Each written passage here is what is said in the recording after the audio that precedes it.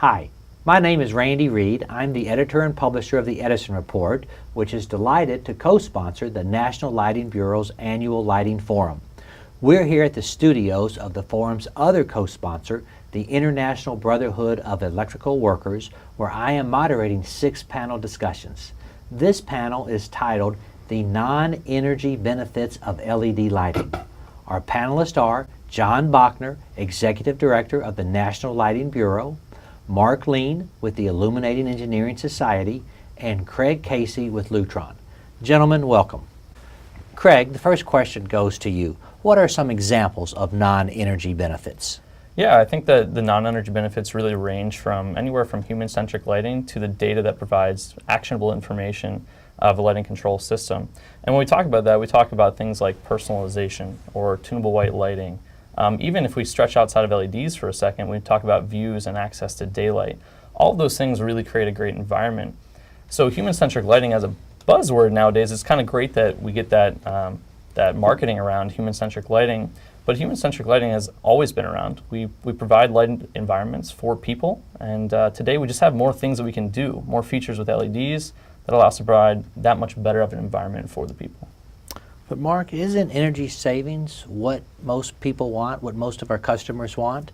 Why focus on non-energy benefits? Well, it's true that energy savings has driven the lighting industry over the last decade, and it is what motivates customers when they see the return on investment numbers, particularly for the switch to LEDs. But once the LEDs are in place, then the question is, what additional values can we add? Because with LEDs, the main benefit of energy savings is that transition from a traditional source to an LED. Once those LEDs are in place, though, we're going to be thinking about other ways that we could add value to the users, and other ways that we can create additional benefits that probably health would be one. And there, you mentioned human-centric, Craig. The human-centric movement, I would prefer to call it light and health, because you're right, lighting has been human-centric all along. But the health benefits of light would be, I think, the primary non-energy benefit that we'll see focused on in the near future. There are organizations like ASHRAE, ICC, Energy Star, my good friends at the DLC, and they're focused on energy savings. Do you see their focus ever shifting? It's shifting now. How so? Well, I just spoke at a DLC conference, and one of the primary topics throughout their stakeholders meeting was non-energy benefits. And they're very concerned about the quality of light. That wasn't initially a concern, nor was it a concern with the other organizations that you mentioned initially. Okay. But it's shifting now. And the Department of Energy as well. If you go to their workshops, you'll find an emphasis now on quality of light, light and health, IoT, some of the other peripheral benefits that we're going to be exploring in the future. So it's changing. Now, energy codes are another subject altogether, because if we're dealing with, and I'm liaison from the IES to ASHRAE 90.1, and the lighting subcommittee of 90.1 is very concerned about quality. And once LEDs are the baseline for all of the lighting power densities, then it's going to be difficult to extract more savings in the future from lighting. So at that point, we're going to have to think about the quality aspects, and that we're not making those LPDs so low that they start to impede a designer's ability to make a quality application. Okay. So Craig, I visited a luminaire manufacturer a few months ago, and I'm telling you, their halls were just dark. I felt uncomfortable. Are we ever going to reach a point, or are you concerned that the energy codes will no longer allow us to meet the IES recommended practices? I think by default the energy codes have to allow us to reach that recommended practice. I don't think it's fair for the energy codes to go so far that we can't meet that. I mean, the IES is the organization which suggests the recommended light levels for things, and if we can't achieve those, then we're not providing the right environment for the people in the space. And that's something that's really important. It's all about crafting the right environment for the people. So when we talk about different types of environments, we also want dynamic lighting as well. So during the day, somebody might have a conference in the hotel ballroom, and that conference might need high light levels. But in the evening, there might be a wedding reception, in which case you want it to be warm and you want it to be dim, and it's all about providing the right light for the right task for the right environment. Yeah, and I think, Craig, you're absolutely right and this is a non-energy benefit, that you're able to use solid state lighting to achieve a dynamic range of color and intensity. The comment that you made, however, about the energy codes, intuitively it's correct. They should be crafted around the ANSI recommended practices for lighting design. However, in all cases in many cases they aren't. And it hasn't been a problem because the baseline for those codes has been traditional sources. So any designer that was using solid state lighting had a fudge factor. It was very generous, the code. But most of that baseline has changed now, over 70% in the 2016 version of 90.1, and it'll be over 90% in the 2019. When the baseline changes, they become much more restrictive. We had a 34% reduction in whole house LPDs and 26 in space by space in the last version of ASHRAE. We aren't going to be able to do that again. Right. Because now we've already based it on the best technologies that we have. So it's going to be very difficult moving forward. And the question is, has it gone too far, or will it go too far, so that a lighting designer can't design by the recommended practices? And we don't know that yet. Great. Yeah, I think in addition to that, so much of it's based on horizontal recommendations, right? Here's a horizontal light level, but if we design spaces just to the horizontal light level, we're not crafting environments that people necessarily want to be in. There's a whole lot of different psychological studies that go into making a space feel more spacious or making it feel more private. All those different things that a lighting designer has as a tool is distribution, right? How can I manipulate the lighting in the space such that I put lighting on the walls, or I put lighting over here, accent something? And if all we're focused on is the energy code for providing horizontal foot candles, I think we're really doing a disservice. And there's more to it than that. You're right about that. I mean, the distribution, John Flynn did work at Penn State that was remarkable on that, right? But the other aspect of this is, how do we move forward with light and health? If we determine that we should have higher light levels in our buildings because that provides a health benefit, but we have energy codes that are restricting us, there's going to have to be exemptions in place for that, and they would be widely used, and perhaps exploited. So it's so what's the answer? Difficult. There really is no answer. No, there is an answer. Just the organizations work together to be cognizant of the light and health? And organizations, most of the large organizations are working well together now, out of necessity or desire. But what we need to do now is quantify how much light is necessary to do a recommended practice and convert that into LPDs. So there is work going on right now to make that happen, to come up with a set of applications utilizing the ANSI IES recommended standards, and to see how much energy is actually used. Craig, let's talk a minute about tunable white. What do lighting designers need to know when they're specifying tunable white? Yeah, I think that first of all, it's interesting to find that people actually appreciate the ability to change the color of the light almost as much as they appreciate the ability to change the intensity of their light. That was from a 2016 Light Fair presentation. And what's very interesting about that is people have personalization preferences for their individual light levels. There are some studies out there that show everyone has a different light level preference. I think we can all say that each one of us probably prefers a different light level, not just in one common environment, but between any environment that we're in. My lighting in my office is going to be very different than the lighting I prefer in my living room. So that actually moves us to tunable white as well. If people prefer the ability to change color, then I think we should start to look at how can we give people that personal control of color in their space? And maybe that personalization just makes them feel better, makes them feel like they have more control over their space, and makes them happier. Who knows what it's going to do to them, but I think that we should start looking at what technologies do we need. You know, people intuitively, when they walk into a space, they think, I'd like to make it brighter, I'd like to make it dimmer, or I'd like to make it warmer or cooler. I don't think people, you know, there are some systems out there that do warm-cool control.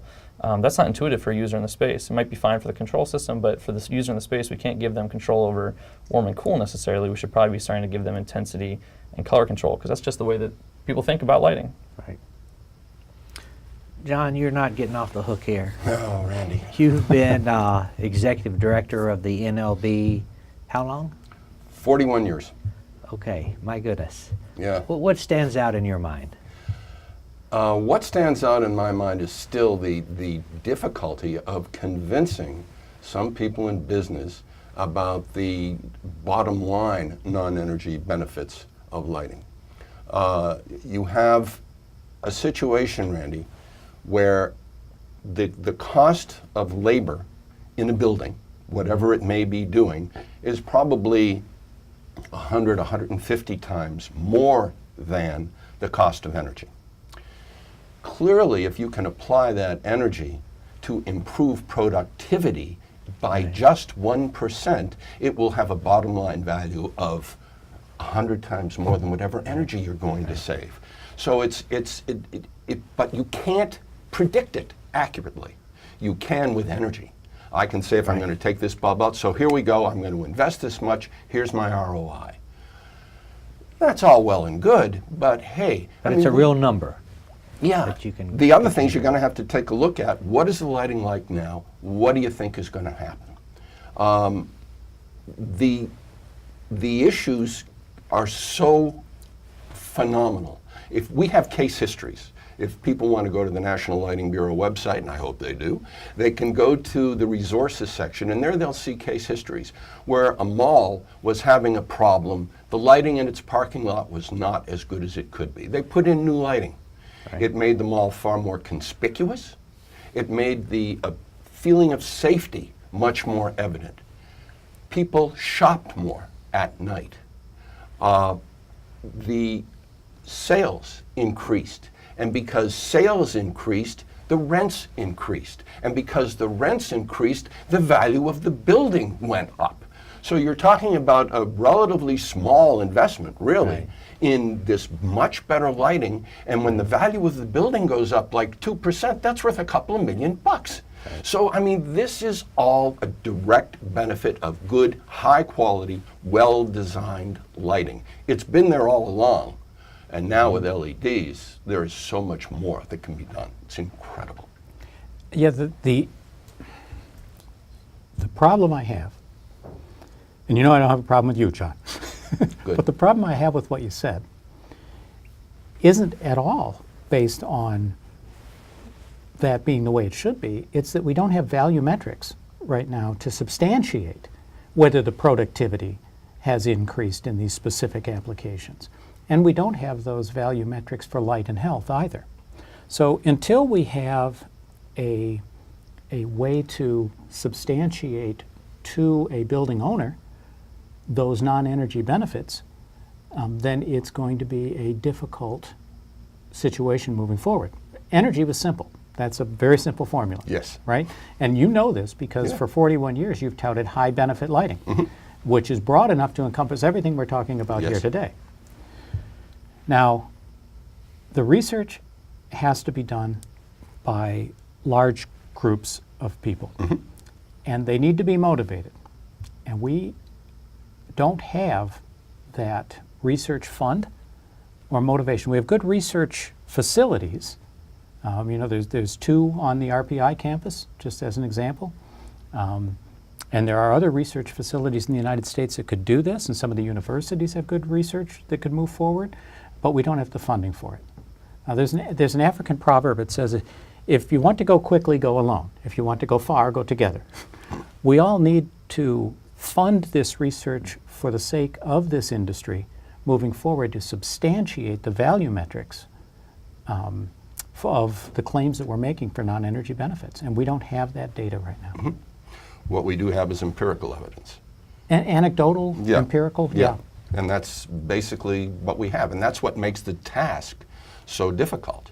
I mean, this should be something that seems to me that business would want to be involved in, and that other groups. We know that better lighting supports more safety. We know that. We know it. We have case histories. How much more, how much is that worth, and so forth. In the case histories, when the better lighting, for example, illuminated a moving blade, so it became much more noticeable, and the accidents went down. And then you take a look at the ancillary activities. Well, there are fewer insurance reports. There are fewer temporary workers. In fact, in some cases, your insurance rates will go down. Sure. So that these are tremendous things, but again, we have to be able to somehow go in and say, here's exactly what's going to happen. We don't have that. You're absolutely right. And the IES is moving in that direction. We're setting up a new research fund, and we're reaching out to members and partners to contribute into the fund to help to For provide this productivity? substantiation. It's going to start with light and health. Okay. And to come up with the substantiation that we need to make those health judgments, claims, the ranges that are going to be necessary to improve health for intensity and color. In Europe, there's quite a bit of movement on this already.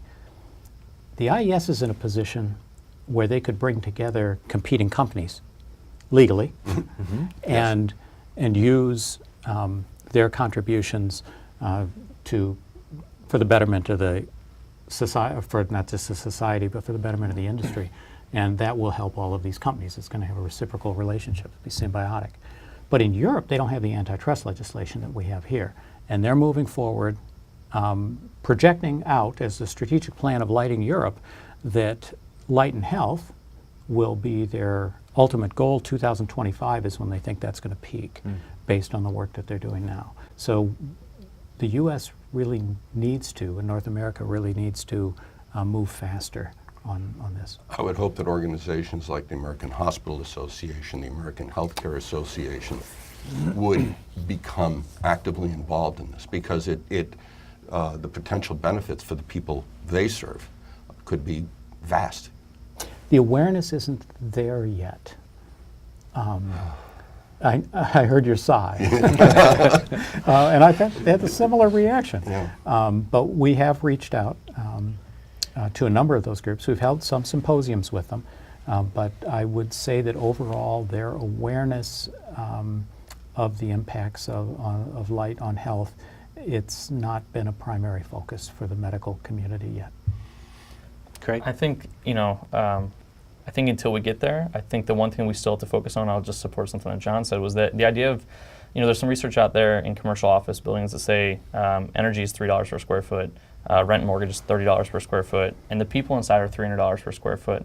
So, as you said, even if we wipe out the entire energy, we save $3 per square foot, that's great. But if you lose 1% productivity, you've already lost that $3. Sure. It's not hard to think that doing something wrong or good in the building can shift that number by 1% either way. And so, things that we can do now to start to help with that, I think we need to start to do that. I think we need to focus on the people. The people matter. The people don't care whether or not you're collecting data if the lights are off in their building, right? I mean, the lights have to work the first time every time. And add to that, it's not just productivity, it's sick days, right? It's employee retention. Those are all quantifiable. And it's the kind of information that so far has been a bit elusive. John, any closing comments? If I have to spend another 41 years butting my head against a wall, I'm going to be very upset with you and the IES. Okay. Craig, we'll move on. Yeah, I think that we just need to take care of the occupants. I think we need to provide the right environment, and I think that by doing so, we are going to get the benefits of taking care of the people and really seeing some strong benefits out of that. And I will tell you that the IES hopefully won't be your target 41 years from now when you're butting your head against the wall, because there is a tremendous amount of progressive movement going there. Good. But it is going to be a challenge for the industry, and the industry needs to unite, and we have some pretty disparate groups with competing interests.